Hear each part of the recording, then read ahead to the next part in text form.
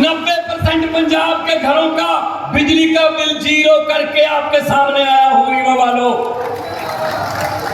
पूछ लो फोन करके पंजाब में 28,000 कच्चे मुलाजिमों को पक्के किया है, 12,710 कच्चे टीचरों को पक्के टीचर बनाया है। अध्यापक लिखते हैं, आप लोग कच्चे नहीं लिखते। 50,000 करोड़ का निवेश आ गया 1.5 साल में, 50,000 करोड़ का निवेश, उससे 2,86,000 बेरोजगार नौजवान लड़के लड़कियों को रोजगार मिलेगा। 2,86,000। भाई साहब ऐसे उंगलियों पर हमारे बड़ा डाटा, हम काम करते हैं, हम इनकी तरह जुमले नहीं सुनाते। अभी इनकी जुमलों की फैक्ट्री जोर से चल रही है, जुमले बन रहे हैं नए नए। आने वाले दिनों में नए नए जुमले आपको सुनने को मिलेंगे भाई साहब। हर बात पे झूठ बोलते हैं यार, कोई बात तो सच बोल दो देश को ना। मैंने तो पार्लियामेंट में बोल दिया था, मोदी जी बैठे थे सामने, मैंने कहा 15 लाख की रकम लिखता हूं तो कलम रुक जाती है, 15 लाख की रकम लिखता हूं तो कलम रुक जाती है, काले धन के बारे में सोचता हूं तो स्याही सूख जाती है। हर बात ही 15 लाख की रकम लिखता हूं तो कलम रुक जाती है, काले धन के बारे में सोचता हूं तो स्याही सूख जाती है। हर बात ही जुमला निकली। अब तो ये भी शक है, क्या चाय बनानी आती है? मुझे नहीं लगता चाय भी बनानी आती होगी भाई साहब। इतना झूठ, कुछ भी बोल देते हैं यार, कुछ भी बोल देते हैं। 2 करोड़ नौजवानों को रोजगार देंगे हर एक साल। मिल गया ना? जिनको मोदी जी ने रोजगार दिया हाथ खड़े करो जी। किसी जो बेरोजगार है वो हाथ खड़े करो। ये देखो सारे बेरोजगार। तो कहां गए इनके जुमले? ये जुमले सुनाते हैं, इनकी बातों में मत आना, इनकी बातों में मत आना भाई साहब। दिल्ली में अरविंद केजरीवाल जी ने पार्टी बनाई। पार्टी क्यों बनानी पड़ी? ये तो करप्शन की एक मूवमेंट थी रामलीला ग्राउंड में कि भाई करप्शन बंद कर दो, मंत्री पर भी वही कानून लागू करो, संतरी पर भी वही करो। इन्होंने चिढ़ाया, ऐसे सड़क पर बैठकर कानून नहीं बनते, इलेक्शन लड़ो, जीत कर आइए। पार्टी बना ली, हम तो जीत कर आ गए, वो खुद हार गए। तो पहली मर्तबा 67 सीट आई बीजेपी की 3, दूसरी बार 63 बीजेपी की 7, लगातार तीसरी बार दिल्ली में सरकार है। क्यों है? क्योंकि हालांकि दिल्ली में तंग करते हैं, बहुत काम नहीं करने देते, क्योंकि ईमानदार सरकार है, क्योंकि दिल्ली के स्कूलों को प्राइवेट से अच्छा कर दिया, क्योंकि दिल्ली में जो इलाज है गरीब का भी बिल्कुल फ्री है, चाहे 40 लाख का कोई ऑपरेशन है, चाहे पैरासीटामोल की कोई गोली है पैसा।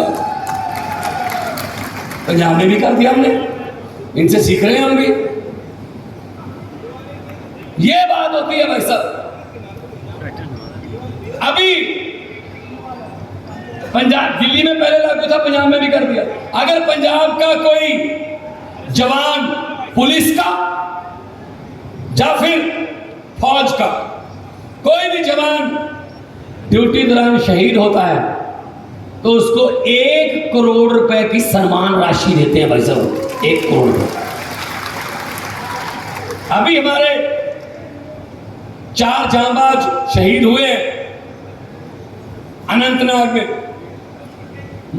आतंकवादियों से मुठभेड़ में। एक पंजाब का है कर्नल मनप्रीत सिंह। सोच सकते हो कितने देशभक्त लोग हैं हम लोग, कितने वतनप्रस्त लोग हैं। तीसरी पीढ़ी, 3, एक दादे के 2 भाई, वो भी फौज में, बाप भी फौज में, खुद कर्नल मनप्रीत फौज में, और उसके 6 साल के बेटे ने उसके अंतिम संस्कार पर फौज की वर्दी पहनकर 6 साल के बेटे ने ऐसे सलूट किया कि मैं भी फौज में जाऊंगा। और दूसरी तरफ शर्म आनी चाहिए इनको। दूसरी तरफ जब वो शहीद हो चुके थे न्यूज़ आ गई, खबरें आ गई, नीचे पट्टी चल रही थी कि वो शहीद हो गए। उस समय हमारे देश के प्रधानमंत्री, उस समय हमारे देश के होम मिनिस्टर और डिफेंस मिनिस्टर अमित शाह और राजनाथ, उन पर फूलों की बरखा हो रही थी। अपने ऑफिस में दिल्ली में वो G20 के जश्न मना रहे थे। शर्म नहीं आती है यार। एक तरफ भगत सिंह की धरती, एक तरफ भगत सिंह की सोच। भगत सिंह ने क्या लिखा? कहता इस कदर वाकिफ हो चुकी है मेरी कलम मेरे किरदार से, इस कदर वाकिफ हो चुकी है मेरी कलम मेरे किरदार से कि इश्क भी लिखता हूं, इनकलाब लिखा जाता है। और ये देश के वारिस बन के बैठ गए। इनके बाप का देश, कभी कहते हैं हम इसका नाम बदल देंगे। देश का नाम बदल दोगे? कहते जी, फिर मैंने कहा इंडियन आर्मी का नाम क्या रखोगे? फिर IPL का नाम भी चेंज करना पड़ेगा, SBI का नाम भी चेंज करना पड़ेगा, RBI का नाम भी चेंज करना पड़ेगा, make in India, skill India, Khelo India. India लफ्ज से इनको है ना, क्योंकि हमारा गठजोड़ का नाम इंडिया है। कितना कुछ बदलोगे? मैंने कहा इतना बदलने की बजाय एक को बदल दो बस, मोदी को बदल दो बस। अभी नया आपको सुनाता हूं। जो हॉस्टल में रहते हैं ना बच्चे, कॉलेज में, यूनिवर्सिटी के हॉस्टलों में बच्चे जो पढ़ते हैं, हॉस्टल की फीस पर 18% GST लगाने वाले हैं। हॉस्टल की फीस पर। इसका मतलब एक और नारा जल्दी आएगा, ना खुद पढ़ा हूं ना किसी को पढ़ने दूंगा। उनको क्या पता भाई साहब हॉस्टल की फीस चुकाने कितनी मुश्किल होती है। 4 पढ़ा है भाई साहब, 4थी पास राजा है, आपको तो पता ही है। तो इनसे क्या उम्मीद रखेंगे हम? इनसे क्या उम्मीद रखेंगे हम? इसीलिए आपके पास आए हैं। क्या हो? बदले। और हमारा तो चुनाव चिन्ह भी ऐसा जो सफाई करता है, झाड़ू। और इस झाड़ू से पहले हम सिर्फ अपना मकान या दुकान साफ करते थे, अब अरविंद केजरीवाल की अगुवाई में इस झाड़ू से पूरा हिंदुस्तान साफ किया जाएगा। हर रोज लोग हमें ज्वाइन कर रहे हैं कि जी आ जाओ, बचा लो हमें, खा गए लूट के। किसी नदिया के घाट पर अगर ये नेता लोग बस जाते, किसी नदिया के घाट पर अगर ये नेता लोग बस जाते, तो लोगों के प्यासे होंठ भी 2 बूंद पानी के लिए तरस जाते। गनीमत है कि मौसम पर हुकूमत चल नहीं सकती, वरना सारे के सारे बादल भी इनके खेतों में ही बरस जाते। आम आदमी पार्टी जो कहती है वो करती है। इनकम टैक्स के कमिश्नर हैं हमारे प्रधान जी केजरीवाल साहब। इनको पता है पैसा किधर से आना होता है और किधर कुछ लेके जाना होता है। और टैक्स का पैसा आता है खजाने में, खजाने का मुंह जनता की तरफ। अब ये क्या कहते हैं, 300 यूनिट बिजली फ्री कर दी गरीबों को, बच्चों की शिक्षा मुफ्त कर दी, इलाज मुफ्त कर दिया। तो मोदी जी क्या कहते हैं, अरविंद केजरीवाल फ्री की रेवड़ी बांटता है। अच्छा, हमने गरीब की बिजली 2 बल्ब जिसके घर पे है उसकी बिजली फ्री कर दी तो रेवड़ी हो गई। तो 15 लाख वाला पापड़ किसने बेचा था? 15 लाख आ गया। 15 लाख भाई साहब नहीं आएगा, नहीं आएगा। मैंने तो पार्लियामेंट में कहा था, मैंने कहा जी अब जब भी आप लोगों में जाने वाले हैं, लोग आपसे ये पूछने वाले हैं कि आप तो पूरा देश अपने एक दोस्त को लुटाने वाले हैं, मोदी जी 6-8 महीने में तो आप वैसे भी जाने वाले हैं, चलो जाते जाते बता दो अच्छे दिन कब आने वाले हैं। नहीं आएंगे अच्छे दिन वैसे। सो इनकी बातों में मत आना। और आज जितना भारी भरकम इकट्ठ यहाँ पे हुआ है, ये ऐसा तो मैंने मंजिल लगभग 2 साल पहले पंजाब में देखता था। मैं इतना लोग आते थे और कहते थे बस हमारे पे छोड़ दो जी, आप एक बार बता जाओ कि कितने नंबर पे है झाड़ू का बटन। तो भाई साहब 117 में से 92 सीटें आई हैं, सब हार गए बड़े बड़े। जो कहते थे हम कभी जिंदगी में नहीं हारेंगे, भाई साहब जमानतें जब्त करा दी। ये पब्लिक है ये सब जानती है। पब्लिक जब चाहे नेता अर्श पर और पब्लिक जब चाहे नेता फर्श पर, ये पब्लिक है।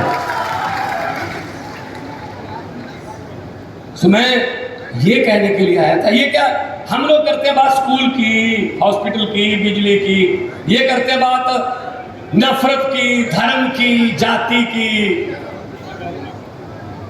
लंबे सफर को मीलों में मत बांटिए, कौम को कबीलों में मत बांटिए। एक बहता दरिया है मेरा भारत देश, इसको नदियों और झीलों में मत बांटिए। तो इसीलिए आपके पास आए हैं कि ये हमारा हौसला बढ़ जाता है जब आप ऐसे आते हो ना।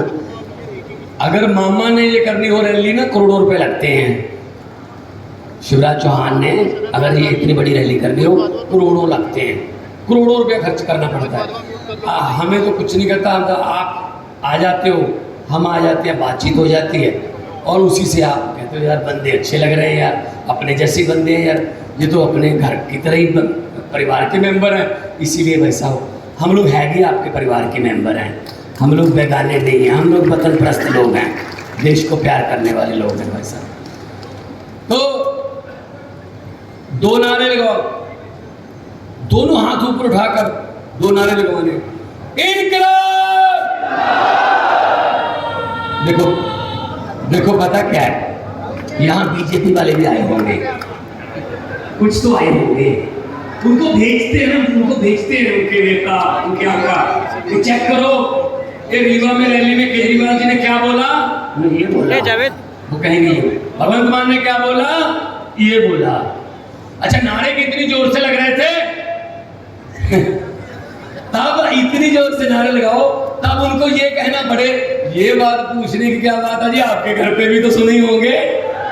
इतनी जोर से नारे लगने चाहिए, इनकलाब, इनकलाब, भारत माता की, वंदे, बोले सोनिया। बहुत बहुत धन्यवाद, बहुत बहुत शुक्रिया, इतने प्यार से, इज्जत से, सम्मान से मुझे आपने सुना। खुश रहो, आबाद रहो, जिंदाबाद रहो। Thank you.